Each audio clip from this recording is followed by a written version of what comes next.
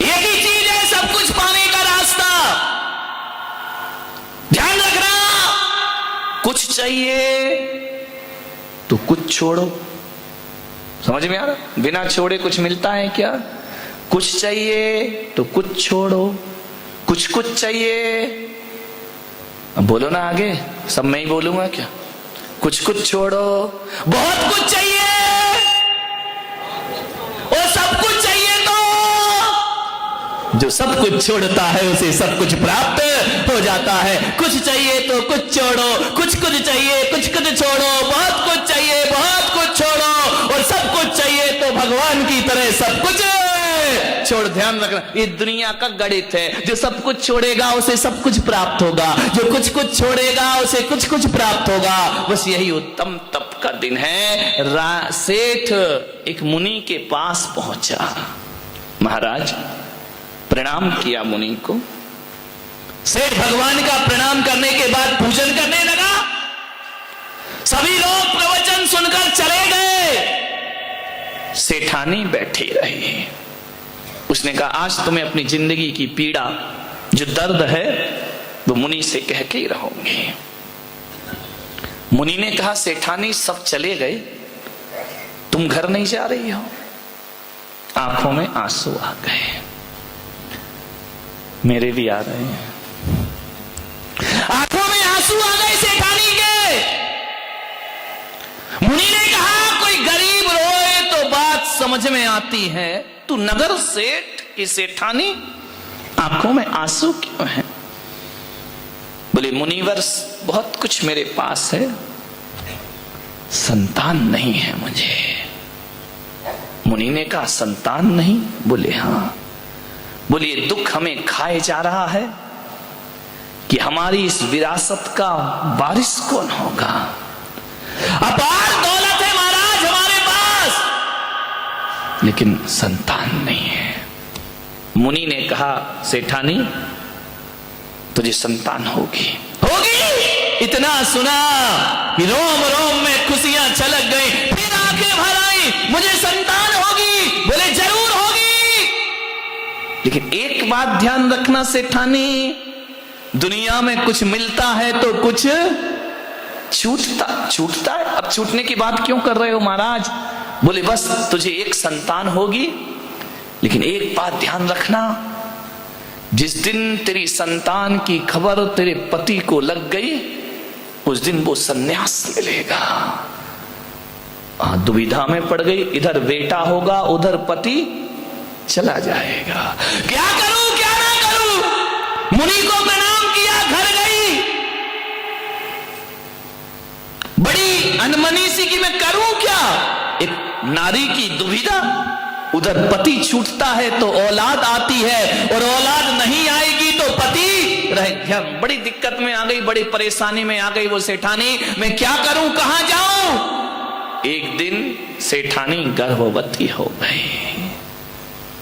सेठ से कहा, सेठानी ने बताया नहीं कि पता चला कि इसको वैराग्य हो जाएगा, ये सन्यास ले लेगा।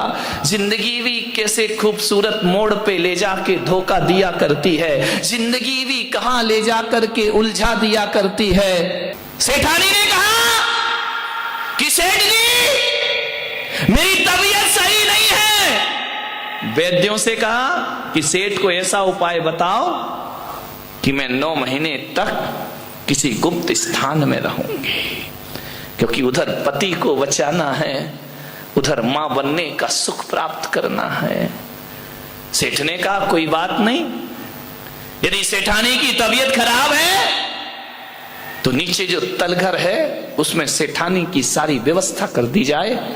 वैद्यों ने कहा कि किसी की नजर भी नहीं पड़ना चाहिए सेठानी पर।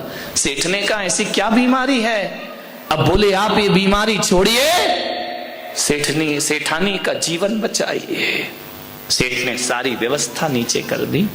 सेठ ने कहा कोई बात नहीं, साल भर की बात है, आराम से गुजर जाएगा। सेठानी के नीचे तलघर में 2-4 सेविकाएं लगा दी। सेठानी का हमेशा ध्यान रखना। सेविकाएं सेवा करती, पैसा बहुत था, अपार दौलत थी, सेठानी तलघर में रहती है। एक दिन सेठ कहीं घूमने जा रहे थे। सुबह सुबह का समय, प्रातः काल का समय, क्या देखते हैं कि उसके घर की दासी सरोवर में कुछ रक्त रंजित कपड़े धो रही है।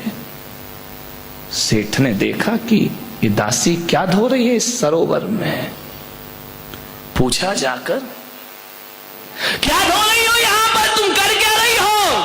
घबरा गई दासी। सेठ ने कहा, तेरी आंखों में घबराहट दिख रही है, बता तू क्या किया तूने, क्या हुआ है? उसने घबराहट में कह दिया, सेठ जी आपके घर में पुत्र का जन्म हुआ है। इतना सुना सेठ ने कि मेरे घर में पुत्र का जन्म, गूढ़ गर्व मुझसे ही छुपाया गया, मुझे ही नहीं बताया, मेरी ही पत्नी ने, और कहा कि स्वास्थ्य खराब है इसलिए तलघर में रहूंगी। मुझसे मेरी औलाद छिपाई गई, मुझसे मेरे सत्य को छिपाया गया। गया सेठ घर, और जैसे ही जाकर देखा, सीधा तलघर में उतरा।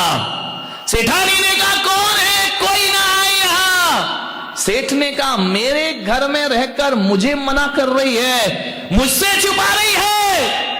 मैंने सुना है तुझे पुत्र की प्राप्ति हुई है। सेठानी घबरा गई।